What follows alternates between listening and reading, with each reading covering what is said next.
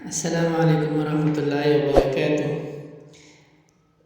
ساتھی کا سوال ہے کہ خطبہ کے دوران نمازی کس طرح بیٹھے؟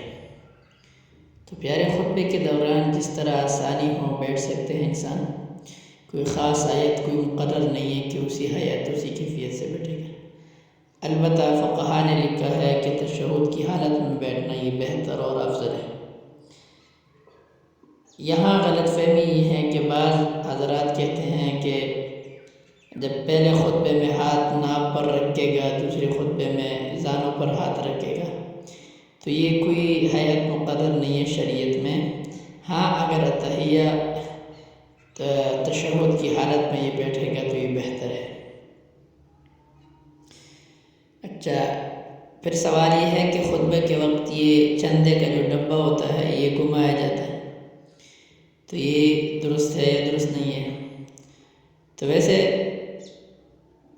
بعض مساجد میں دستور یہ ہے کہ خطبہ کے دوران نمازیوں کے سامنے چندہ کا ڈبہ گھمایا جاتا ہے۔ یہ عمل جائز نہیں ہے، کیونکہ جب دوران خطبہ ذکر و اذکار کرنے کی ممانعت ہے تو اس عمل کی کیسی ایجاد ہو سکتی ہے؟ یہ فتاوی شامی میں لکھا ہے اور دارالعلوم زکریا میں بھی لکھا ہے، تو اس وجہ سے اس عمل سے احتراز کرنا چاہیے کہ خطبے کے